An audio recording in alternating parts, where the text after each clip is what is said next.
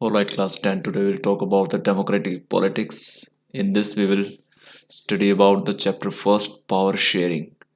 Power sharing means ताकत का बंटवारा। तो किसी भी देश में ताकत का बंटवारा जो होता है वो कैसे होता है, स्पेशली बात करें तो डेमोक्रेसी में, तो वो इस चैप्टर में बात की जाएगी। Overview. All power does not rest with any one organ of the government. As you see that there is two type of ruling, tyranny and democracy. tyranny में जहां आप देखते हो कि एक इंसान का राज होता है जिसे हम किंगशिप या मोनार्की सिस्टम या राजाशाही कहते हैं, और दूसरा टाइप हमारे पास होता है डेमोक्रेसी जहां पर लोगों का राज होता है। लेकिन लोग जिस गवर्नमेंट को इलेक्ट करते हैं उस गवर्नमेंट के हाथ में भी सारी पावर नहीं होती। इसकी वजह से यहाँ पर एक बेस्ट सिस्टम देखने को मिलता है। वो क्या है वो हम इसमें देखेंगे। An intelligent sharing of power among legislature executive judiciary is very important to the design of a democracy. किसी भी डेमोक्रेसी के लिए इंटेलिजेंट पावर शेयरिंग होना बहुत जरूरी है। जैसे हमारे इसमें लेजिस्लेचर एग्जीक्यूटिव और जुडिशरी में पावर शेयर किया जाता है, इसे हॉरिजॉन्टल डिस्ट्रीब्यूशन ऑफ पावर कहते हैं। In this and the next two chapters, we carry this idea of power sharing forward. और chapter 1 power sharing, chapter 2 federalism, इसमें हम डेमोक्रेसी की पावर शेयरिंग का ही बात करेंगे। We start with the two stories from Belgium and Sri Lanka. Both these stories are about how democracy is handled demand for power sharing. और इसकी शुरुआत हम करेंगे दो ऐसी कहानियों से जिन कहानियों में डिफरेंट व्यू हमें देखने को मिलेगा। एक है बेल्जियम की कहानी, एक है श्रीलंका की कहानी, जहां पर दोनों डेमोक्रेसीज डिफरेंट तरीके का एक व्यू हमें रिप्रेजेंट करेंगी। The story yield some general conclusion about the need for power sharing in democracy. और ये स्टोरीज हमें इस बात के लिए जानने पर कंक्लूड करेंगी कि पावर शेयरिंग क्यों जरूरी है। ये दो स्टोरीज के थ्रू हम ये जान पाएंगे कि पावर शेयरिंग हो तो क्या हो सकता है, पावर शेयरिंग ना हो तो क्या हो सकता है। Story of Belgium. बेल्जियम की कहानी की बात करते हैं। Belgium is a small country in Europe, population over 1 crore, half of the population of Haryana. एक छोटा सा देश है बेल्जियम, यूरोप का, 1 करोड़ इसकी जनसंख्या है। Country's total population 59% speak Dutch, 40% speak French and the remaining 1% speak German. Country की जो टोटल पॉपुलेशन है उसमें 59% यहाँ पे डच रहते हैं, 40% यहाँ पे स्पीक फ्रेंच है, 1% जो है वो जर्मन पीपल है। The minority French speaking community was rich and powerful, so they got the benefit of economic development and education. तो जो यहाँ पर 40% पीपल है फ्रेंच पीपल, वो फ्रेंच पीपल यहाँ पर ज़्यादा पावरफुल है इकोनॉमिकली और एजुकेशन वाइज वो ज़्यादा डेवलप है compare to the Dutch. This created tension between the Dutch speaking and French speaking communities during 1950s and 60s। और इस कारण फ्रेंच का एडवांस होना डच और फ्रेंच के बीच में एक टेंशन क्रिएट किया था इसने 1950 और 60s के टाइम पे। तो ये आप देख सकते हैं, बेल्जियम का ये मैप है और इसमें दो कम्युनिटीज यहाँ पे हैं। Accommodation in Belgium. बेल्जियम में एक साथ कैसे रखा गया, इस टेंशन होने के बावजूद लोग एक साथ रहे तो उसे कहते हैं एकोमोडेशन, एक साथ रखना। तो बेल्जियम सरकार ने ऐसा क्या किया जिससे डच और फ्रेंच पीपल और उसके साथ जर्मन पीपल जो 1% है वो शांति से रहे। In Belgium, the government handled the community difference very well. Between 1970 and 1993, Belgium leader amended their constitution 4 times and came up with a new model. 1970 और 1993 के बीच में बेल्जियन लीडर्स ने अपने कॉन्स्टिट्यूशन को 4 बार अमेंड किया। अमेंड मतलब उसमें सुधार किया और एक नई मॉडल की गवर्नमेंट यहाँ पे लेके आई, और जिसके स्टेप्स क्या क्या थे। Constitution prescribe that the number of Dutch and French speaking minister shall be equal. Constitution कहता है कि डच और फ्रेंच स्पीकिंग कम्युनिटी के मिनिस्टर जो होंगे वो सेंटर गवर्नमेंट में इक्वल होंगे, एक बराबर होंगे। ये मैटर नहीं करता कि डच 59% है तो उनके लीडर ज्यादा हों और फ्रेंच 40% है तो उनके लीडर कम हो। Some special laws require the support of the majority of members from each linguistic group. और स्पेशल लॉज ऐसे हैं जो विशेष कानून है उनके लिए दोनों कम्युनिटी की मेजोरिटी जरूरी है। Thus no single community can make decision unilaterally. इस वजह से यहाँ पर किसी भी एक कम्युनिटी के पास डिसीजन मेकिंग पावर नहीं है। दोनों कम्युनिटीज को यहाँ पर मिलकर डिसीजन लेना होगा।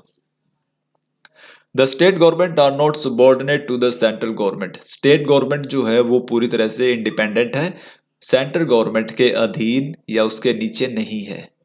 Brussels has a separate government in which both communities have equal representation. Brussels जो कैपिटल सिटी है बेल्जियम की, वहां पर एक डिफरेंट तरह की गवर्नमेंट है जिसमें दोनों कम्युनिटीज के इक्वल रिप्रेजेंटेशन है। ब्रुसेल्स में आप देखेंगे यहाँ पे फ्रेंच 80% है और डच 20% है। तो यहाँ पर उल्टा है, फ्रेंच यहाँ पे मेजोरिटी में है, डच माइनॉरिटी में है। पूरे देश में डच मेजोरिटी में है, फ्रेंच माइनॉरिटी में है। Apart from the centre and the state government there is a third kind of government, the community government. State और सेंट्रल गवर्नमेंट के अलावा यहाँ पे एक तीसरी गवर्नमेंट भी है जिसे कम्युनिटी गवर्नमेंट कहते हैं, और जो इलेक्ट की जाती है एक लैंग्वेज कम्युनिटी के लोगों से। डच अपनी अलग करेंगे, फ्रेंच अपनी अलग गवर्नमेंट इलेक्ट करेंगे, जर्मन अपनी अलग गवर्नमेंट इलेक्ट करेंगे। This government has the power regarding cultural, educational and language related issue. और कम्युनिटी गवर्नमेंट के पास वो सारे अधिकार हैं जिसके तहत वे कल्चर, एजुकेशनल और लैंग्वेज रिलेटेड इशू को देखते हैं। The Belgium model was very complicated, but it helped to avoid civic strife between the two major communities. जो बेल्जियम मॉडल है वो काफ़ी कॉम्प्लिकेटेड दिखाई देता है, काफ़ी ये उलझा हुआ दिखाई देता है, लेकिन इसकी वजह से यहाँ पर दोनों कम्युनिटीज़ के बीच में झगड़े रुके हैं, झगड़े नहीं होने पाए हैं, क्योंकि ये बेल्जियम मॉडल ने यहाँ पे शांति रखने में काफ़ी हेल्प की है। Now you talk about the Sri Lanka. Sri Lanka is island nation. You know that is population of 2 crore, same as Haryana. The major groups are Sinhala and the Tamil. तो श्रीलंका 2 करोड़ की जनसंख्या का एक island country जिसमें Sinhala majority में है 74% और तमिल 18% है। तमिल में 2 टाइप्स हैं, Sri Lankan Tamil and Indian Tamils. Sri Lanka the Sinhala community enjoy the bigger majority and impose its will on the entire country. और सिंघाले जो सबसे ज्यादा है, मेजोरिटी में है, तो उन्होंने पूरे देश पर अपनी विल, अपनी मर्जी को थोपा है।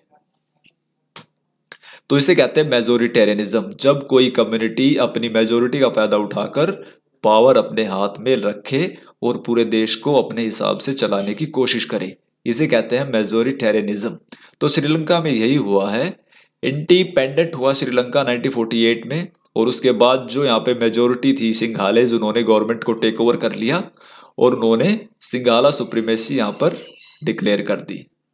1956 में एक एक्ट बनाया गया जिसमें सिंघाला को देश के लिए ऑफिशियल लैंग्वेज घोषित कर दिया गया, डिसरिगार्डिंग तमिल, तमिल को दरकिनार करते हुए।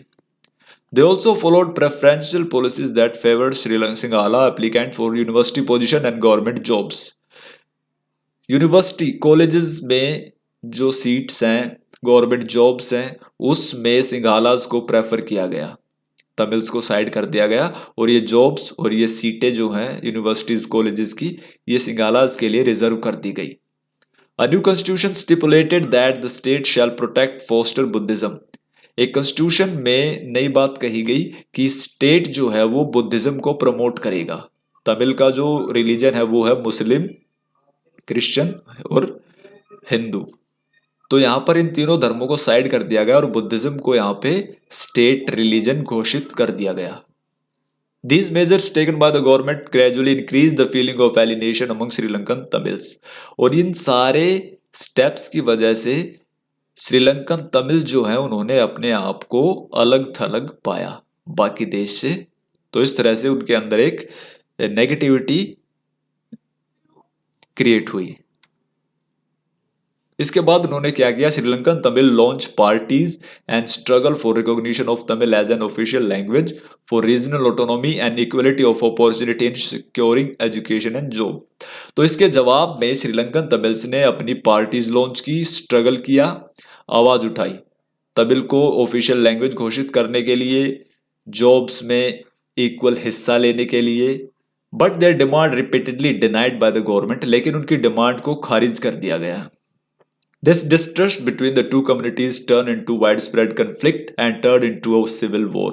और ये सिंघालाज और तमिल का झगड़ा सिविल वॉर में कन्वर्ट हो गया। सिविल वॉर जो देश के अंदर लड़ाई होती है नागरिकों में आपस में। As a result thousand of people of both the communities have been killed. तो इसमें लगभग 80,000 से 1 लाख लोग मारे गए थे।